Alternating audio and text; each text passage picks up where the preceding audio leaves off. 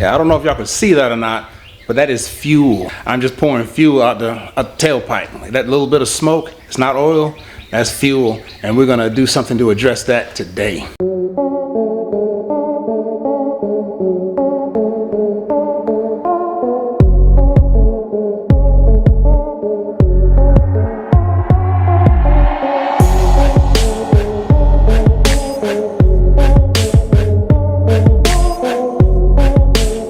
What I mean by that, off camera, about a couple of days ago, I replaced my spark plugs, got some new plugs put in, and I did it off camera because it's, you know, it's the regular changing spark plugs. You pull the cover off, pull them out, gap them, put them back in. Real simple. So I didn't record it, but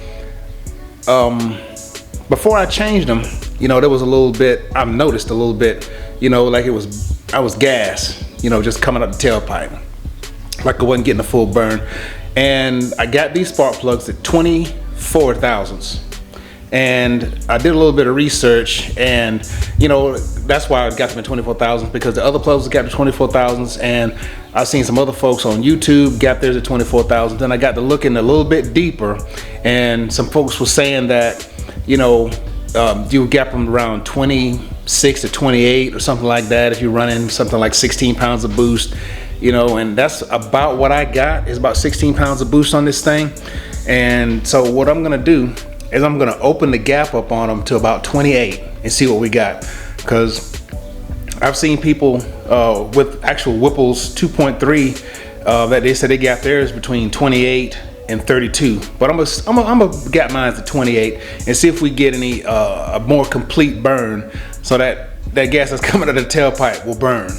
So we're gonna go ahead and snatch this thing off, and like I'm saying, it's real easy to take the plugs out. I love how easy it is to take the plugs off of this thing. One thing you have to do is just take these two screws out right here, take this plate out, and the coils, ignition coils, are right up under that. Pop those off, screw the plugs out. Same thing with the other side. You just got to take off the cold air intake. That's it.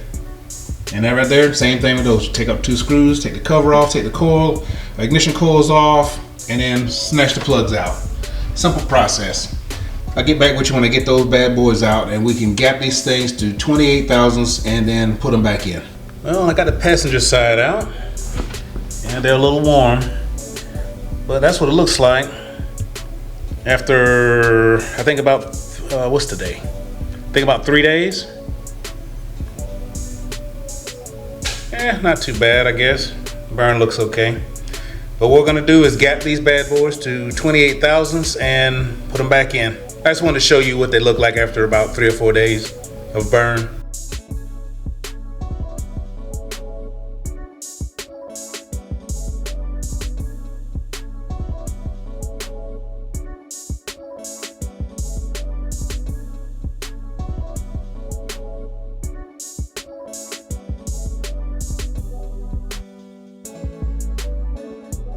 Alright, I got the passenger side back in, all buttoned up.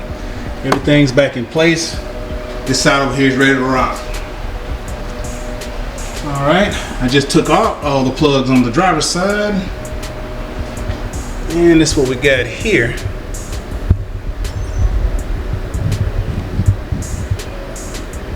And these look about the same. Not too bad, but you know, it's only been 3 days. So they look alright right now. Look like a little bit of oil or dirt or something like that around the edges.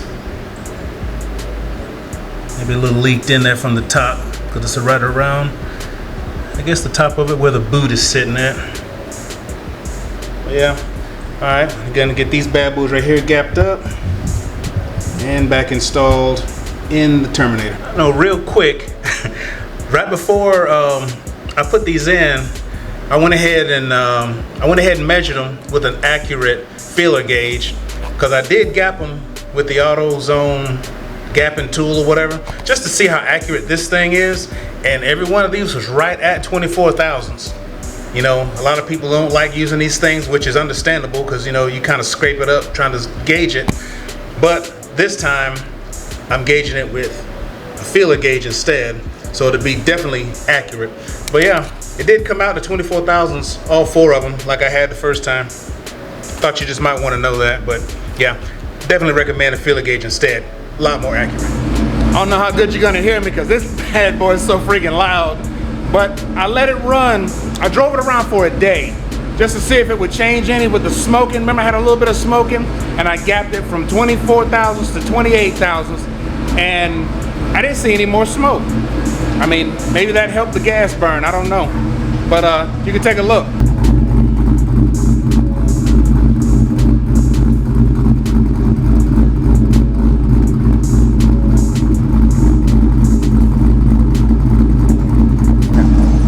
Maybe that fixed it.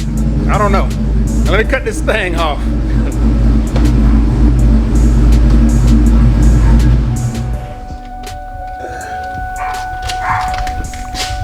There we go. Now I can talk in a regular voice.